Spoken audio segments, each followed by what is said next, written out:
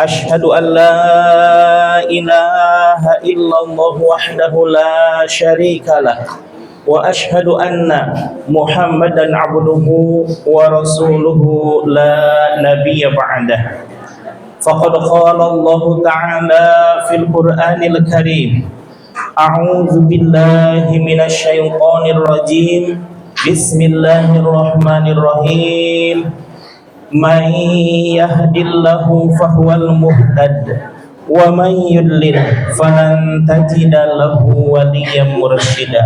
Al-ayah Sadaqallahul Azim.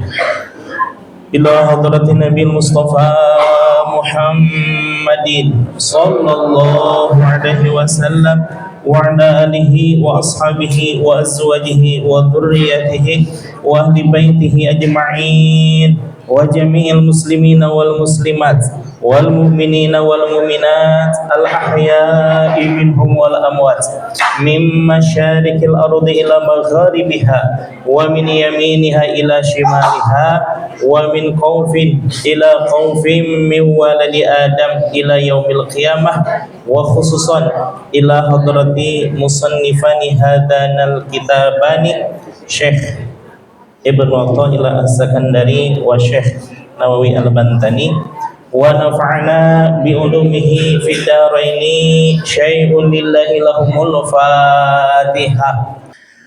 Hadratil kiram, para masyayikh, para sesepuh, para tokoh masyarakat, para pengurus masjid maupun pengurus majlis, wabil khusus kepada Bapak Haji Hamzah selaku DKM Masjid Hamud Aulia beserta seluruh staf dan jajaran yang alhamdulillah wa syukurillah beliau begitu antusias di dalam menyambut dan juga mempersilahkan masjid ini digunakan untuk acara majelis duha. Alhamdulillah.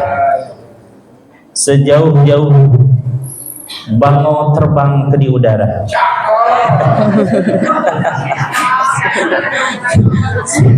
Saya kagetnya sama kakek yang bilang cukup.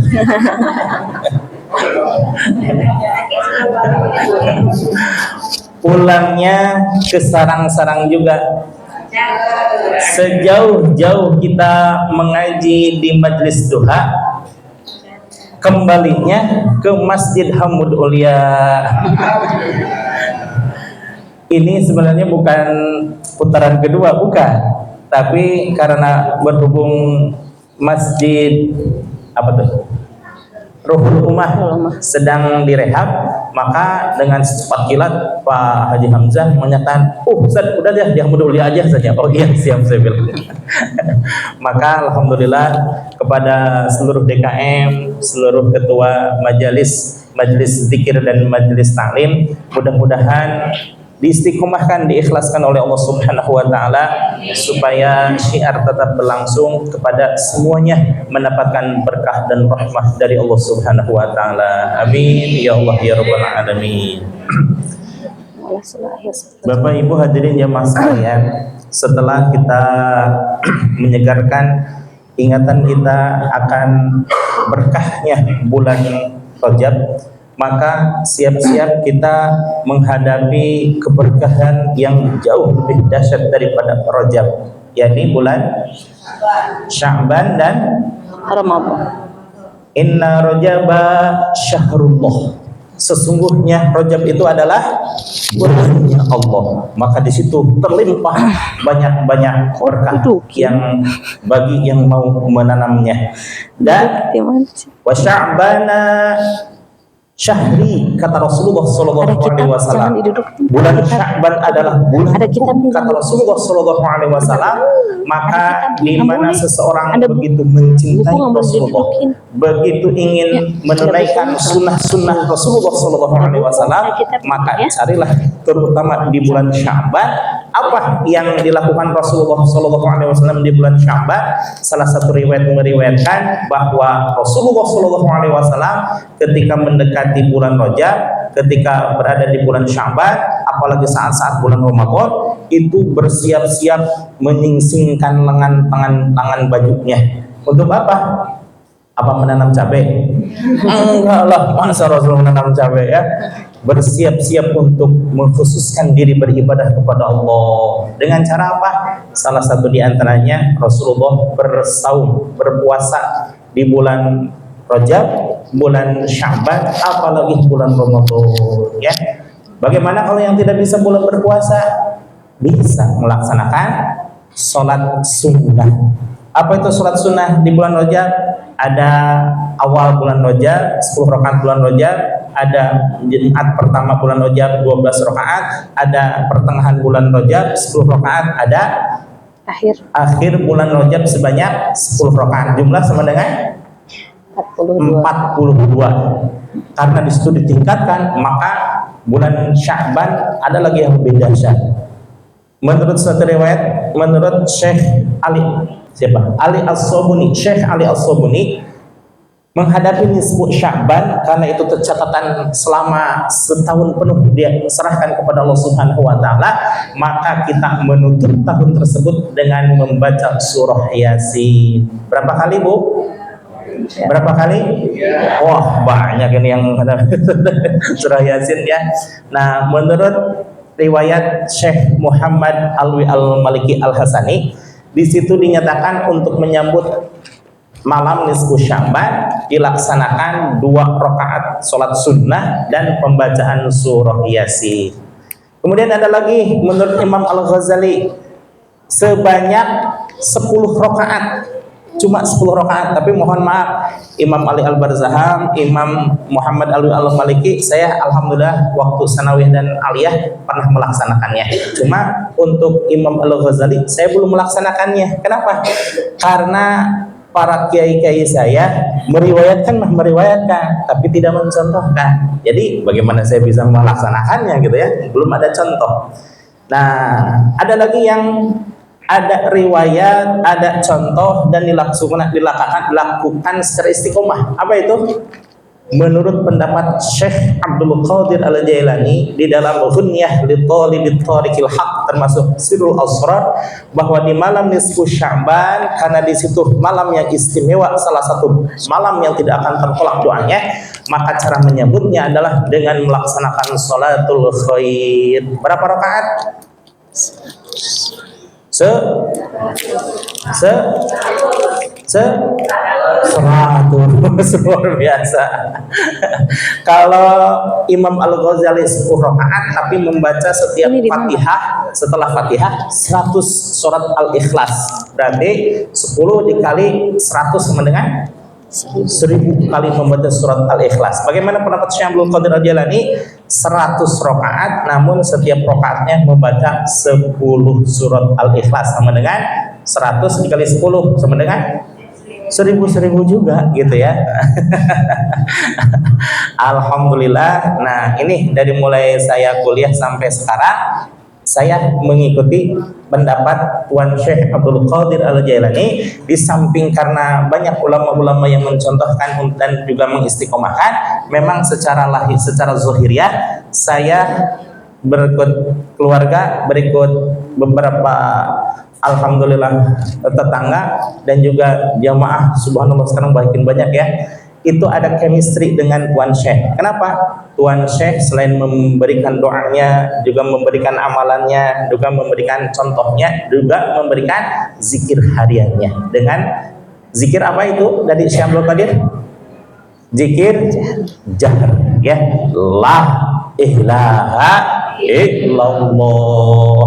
Maka insyaallah dengan pelaksanaan sholat Rajab 42 rakaat, kemudian nisfu Sya'ban 100 rakaat, kemudian bulan Ramadan makin ditingkatkan lagi.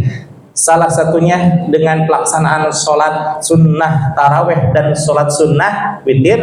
Katakanlah kalau 23 dikali 30 sama dengan 660. Lihat bagaimana Ibu perbandingannya antara Rajab 42, Sya'ban 100, Ramadan 660, tapi dicicil 23.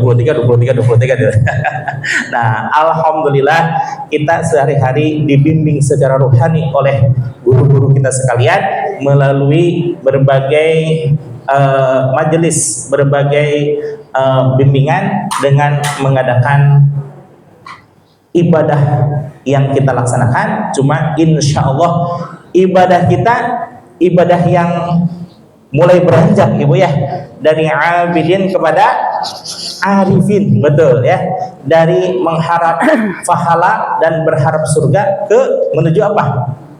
Menuju rahmat dan ridho Allah. Insya Allah mudah-mudahan semuanya dan selamanya senantiasa diberkahi oleh Allah Subhanahu wa taala. Allahumma barik lana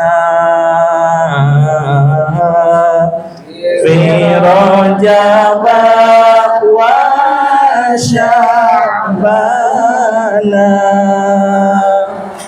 Allahumma barik lana wa ballighna Ramadana. Mugi Gusti ngabarakahan dina Rajab sareng Sya'ban. Mugi Gusti ngadugikeun urang sadaya kana Ramadan.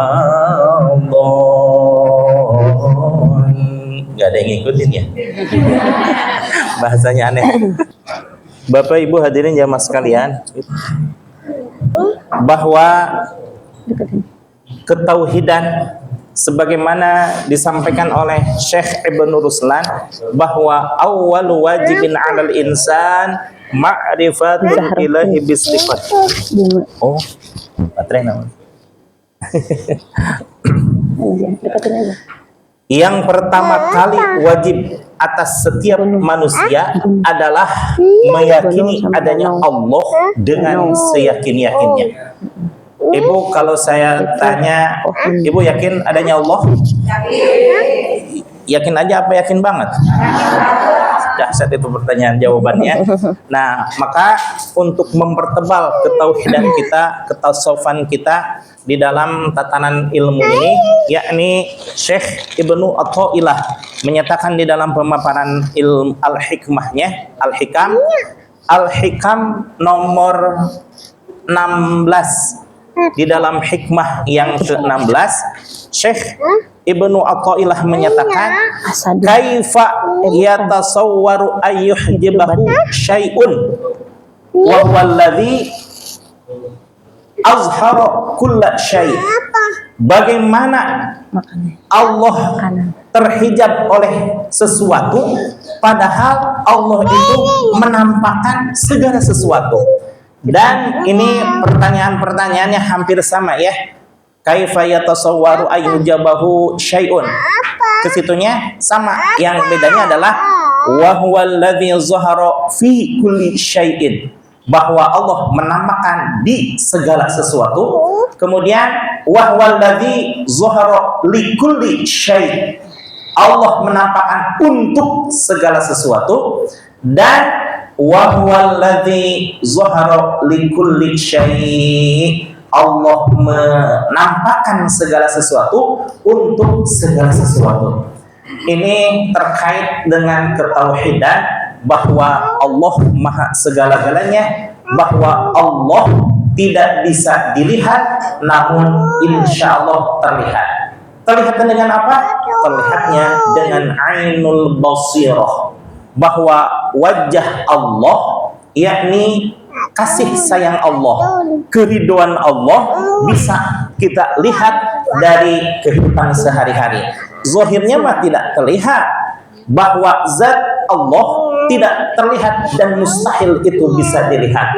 Namun subhanallah, kata Rasulullah SAW dalam satu hadisnya, Rasul menyatakan bahwa nanti likulli liso ini farhatani, Bagi orang yang saum itu ada dua kebahagiaan. Pertama, indal iftar, ketika dia berbuka puasa, ada yang memaknai berbuka puasa, pun ada yang memaknai iftar itu ketika seseorang kembali fitrah setelah melaksanakan ibadah selama bulan puasa. Dan kebahagiaan yang puncak adalah inda liqa'i rabbihi, ketika beliau berjumpa dengan Tuhannya. Siapa itu yang berjumpa dengan Tuhannya? Kita, ya, semuanya akan berjumpa dengan Allah. Kata Rasulullah SAW di dalam hadis yang lain bahwa likulli muslimin satafroku akan berjumpa dengan Tuhannya ketika nanti di yaumul akhirah, artinya ketika di surga. Cuma surganya ada dua, surga yang di situ banyak kenikmatan-kenikmatan, dan surga yang cuma satu kenikmatannya. Apa itu?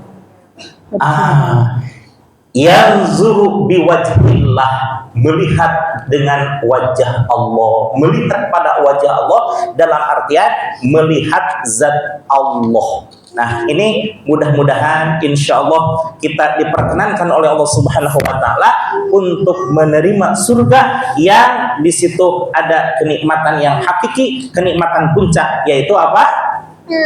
Melihat Allah. Tapi perjuangannya sungguh luar biasa, Ibu. Jangankan kita sekelas manusia biasa, Nabi Ibrahim alaihissalam yang adalah Nabi Ibrahim alaihissalam itu adalah bapak dari segala kebaikan, bapak dari segala keberkahan. Dan menurut suatu riwayat bahwa jumlah nabi yang berjumlah 124.000 nabi dan rasul, itu 70.000 nabi dan rasul berasal dari Nabiullah Adam alaihissalam, termasuk Nabi Muhammad sallallahu alaihi wasallam. Nabi Ibrahim alaihissalam termasuk Nabi Muhammad sallallahu alaihi wasallam. Dan Nabi Ibrahim ini ada satu gelar yang tidak diberikan kepada nabi-nabi yang lainnya. Apa gelarnya? Gelarnya apa, Ibu, Nabi Ibrahim? Apa? Dokter Andes? Bukan. Khalilullah, kekasih Allah. Kekasih Allah karena saking dermawannya. Bagaimana kedermawanan Nabi Ibrahim alaihissalam? Ketika beliau akan makan, beliau mencari dulu teman. Ke kanan 1 kilo dapat teman, dia dibawa ke rumahnya. 1 kilo ke kiri dapat tetangganya, diundang ke rumah. Kiri, depan, belakang semuanya diundang. Nah, ini hampir sama dengan kita ya. Hampir sama. Ya, hampir sama. Kalau Nabi Ibrahim mau makan cari dulu teman. Kalau kita pas jam makan siang ada teman, apa yang kita lakukan? Ngajak ngobrol dulu, betul ya? Setelah pulang baru kita makan. Sama tidak ini dengan Bapak? Sama ya, tuh kan hampir sama ya, hampir sama. Nah, bagaimana Nabi Ibrahim alaihissalam dalam menemukan ketauhidannya? Subhanallah, Ibu, luar biasa. Kita mah alhamdulillah dilahirkan dari keluarga muslim-muslimah. Alhamdulillah. Kemudian lingkungan kita muslim-muslimah, maka bi'atun sholihah dengan a'ilatun sholihah akan membentuk kejiwaan kita betul-betul mengharapkan bagaimana beribadah kepada Allah Subhanahu wa Ta'ala. Tapi apa yang terjadi pada Nabi Ibrahim? Sudah mah dilahirkan dari keluarga yang non-muslim, apalagi non-muslimnya double-double lagi. Apa itu? Ayah Nabi Ibrahim alaihissalam, Azar, diceritakan bahwa beliau adalah pembuat patung, yang patung itu dibuat untuk sesembahan kaumnya. Allahu Akbar. Berarti sulit sekali untuk bertauhid di zaman Nabi Ibrahim ya. Sampai usia menjelang dewasa, Nabi Ibrahim mencari Tuhan. Maka ini menjadi inspirasi bagi film Pencari Tuhan. Betul? Ini dikisahkan oleh Allah di dalam surah Al-An'am ayat 76 sampai 79. Falamma janna 'alaihil lailu ra'a kaukaba qala hadza rabbi. Ketika suatu malam Nabi Ibrahim alaihissalam mencari Tuhan, di mana ditelik-telik kemana, pas melihat langit, wih, musuh, masya Allah, banyak bintang gemerlapan, mungkin ini Tuhan saya. Tapi setelah diamati terus dengan penuh kesenangan dan kegembiraan, menjelang subuh, falamma afala qala la uhibbul afilin. Menjelang subuh redup ketika berganti dengan pagi, hilang sama sekali. Nabi Ibrahim kecewa, ini mah bukan Tuhan saya tuh. Masa ada Tuhan yang terbenam begitu gitu ya. Nah, Nabi Ibrahim alaihissalam besoknya tanpa lelah mencari Tuhan lagi, kemudian ketemulah dengan bulan. Falamma ra'al qamara bazighan qala hadza rabbi. Kemudian Nabi Ibrahim alaihissalam besoknya melihat lagi bulan. Ternyata bulan lebih indah daripada bintang, karena bulan sempurna bulatnya dan memancarkan cahaya kepada hampir setiap penjuru. Mungkin ini Tuhan saya, kata Nabi Ibrahim alaihissalam. Falamma afala qala fa illam yahdini rabbi la akunanna minal qaumid dhalin. Ketika subuh mulai menjelang, bulan pun mulai redup dan hilang berganti dengan pagi, kecewa lagi Nabi Ibrahim alaihissalam. Apakah Nabi Ibrahim menyerah begitu saja? Tidak. Kemudian beliau masih mencari Tuhannya. Falamma ra'a syamsa bazighatan qala hadza rabbi hadza akbar. Ketika siangnya Nabi Ibrahim alaihissalam mencari Tuhan, ketemulah dengan matahari yang bersinar sangat indah, gagah dan menyebarkan ke seluruh penjuru alam. Nabi Ibrahim alaihissalam menyangka inilah Tuhan saya, ini jauh lebih dahsyat, jauh lebih hebat, jauh lebih besar daripada bulan dan bintang. Falamma afala qala ya qaumi inni bari'um mimma tusyrikun. Ketika diperlihatkan sama Allah akan matahari dan itu disangka Nabi Ibrahim adalah sebagai Tuhannya, sambil tersenyum-senyum beliau seharian melihat matahari yang disangkanya adalah Tuhan, tapi menjelang sore mulai redup, akhirnya tenggelam. Kata Nabi Ibrahim, ya qaumi, wahai kaumku, saksikanlah olehmu bahwa aku berserah diri kepada apa-apa yang kalian musyrikan, kata Nabi Ibrahim alaihissalam. Di saat itulah setelah usaha baru Allah memberikan hasil kepada Nabi Ibrahim alaihissalam. Ini adalah iktibar bagi kita. Kalau seandainya kita ingin kaya, maka kita harus usaha. Kalau kita ingin pintar, maka kita harus belajar. Kalau kita ingin sehat, maka kita harus alhamdulillah olahraga, makan sebanyak-banyaknya. Ini adalah iktibar bagi kita bahwa hasil itu ikhtiar. Menurut Ahlus Sunnah wal Jamaah, takdir itu bersamaan dengan ikhtiar. Allah sudah menentukan, namun Allah menunggu dulu ikhtiar dari kita. Jangankan kita, Nabi Ibrahim saja ditunggu tentang ikhtiarnya, betul ya? Nah, ketika itulah Allah menurunkan hidayah kepada Nabi Ibrahim alaihissalam, dan yang Tuhan yang sesungguhnya adalah Tuhan yang menciptakan langit dan bumi. Disitulah Nabi Ibrahim alaihissalam menyatakan, inni wajjahtu. Lanjutkan.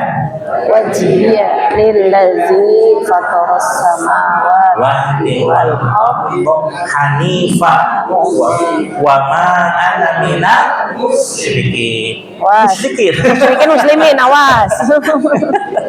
Musyrikin muslimin, ayo awas. Musyrikin. Dan tidaklah aku menjadi orang-orang yang musyrik. Nah, ini dijadikan syariat di dalam syariatnya Nabi Muhammad SAW sebagai doa iftitah yang setiap hari kita baca. Maka subhanallah, Bapak Ibu hadirin sekalian, dengan tauhid maka akan terbukalah segala pintu-pintu rahasia ketuhanan. Dengan mempertebal tauhid maka semakin nyatalah bahwa kita betapa sangat kerdil di hadapan Allah yang Maha Akbar. Allahu Akbar. Alhamdulillah. Kalau Nabi Ibrahim bersyukur setelah melalui pencarian yang luar biasa susahnya. Kalau kita mah tinggal melaksanakan karena kiri dan kanan pada muslim semuanya, ilmu ada di mana-mana, keberkahan ada di mana-mana, tinggal kita maunya, insya Allah.